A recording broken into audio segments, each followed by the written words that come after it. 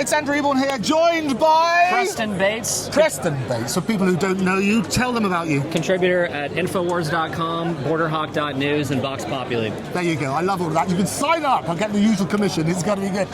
Why is today so important? Well, today's an important day because what just happened in the United States with the assassination of maybe trans-inspired, Antifa-inspired political activist turned homicidal maniac, killer of Charlie Kirk. I mean, today we're out here to prove to people that the right won't back down and we're not going to be afraid.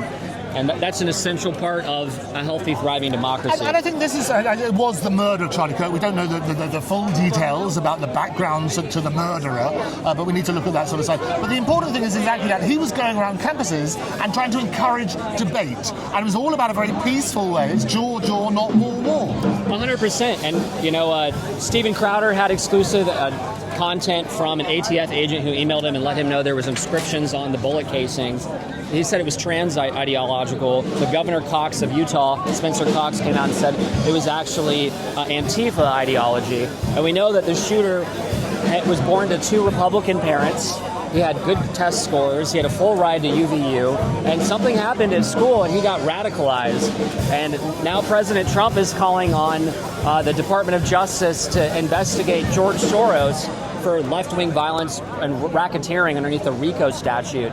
And I think that's very promising because whatever happened, whatever the specific ideological issues are with this lunatic who's probably going to get the death penalty, it's symptomatic of a wider culture of violence with left-wing billionaire money supporting it. And that needs to be investigated, Andrew. It totally needs to be investigated. And we also need to turn down the rhetoric because it's all right to encourage debate, and that's the whole idea of free speech. We don't have to agree with you, but we've got to listen and have that dialogue. 100%. And I think that's what today's about is Tommy might be confrontational and abrasive at times, but fundamentally he's a journalist and he's exposing things with truth, with courage, and with media. And I personally think as an American, the right in this country needs to unite. And we need to come together, have one unified voice, because if the divide and conquer strategy continues, we're going to have labor or Islamic labor or Islamic left-wing government in this country, and that's not acceptable. And I think it's also important that all sides actually contribute, so it's not just political. They turn around and say there are fundamental issues that affect everybody. Immigration is one of the hot issues at the moment, and it's not racist to be worried about immigration. 100%. I mean, I'm going to see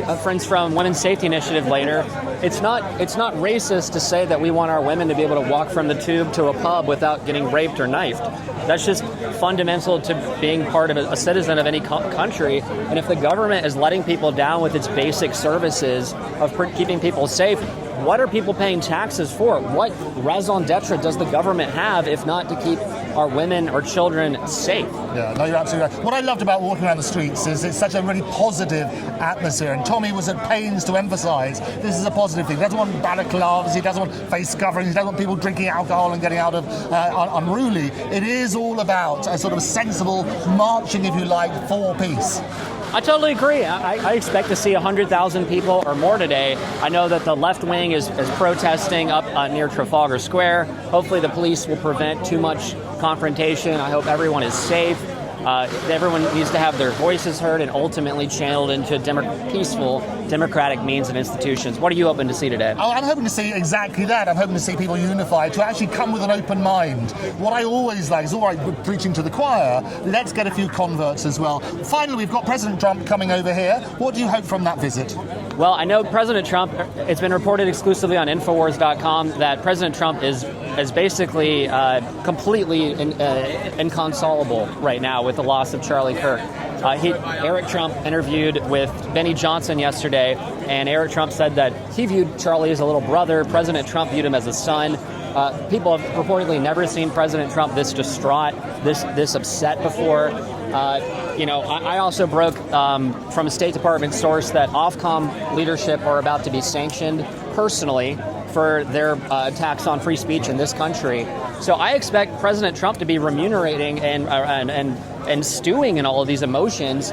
I would expect major policy announcements. I would expect him to come out after he's upset and swing and force this government with Mandelson, the Lord Prince of Darkness, recently resigning.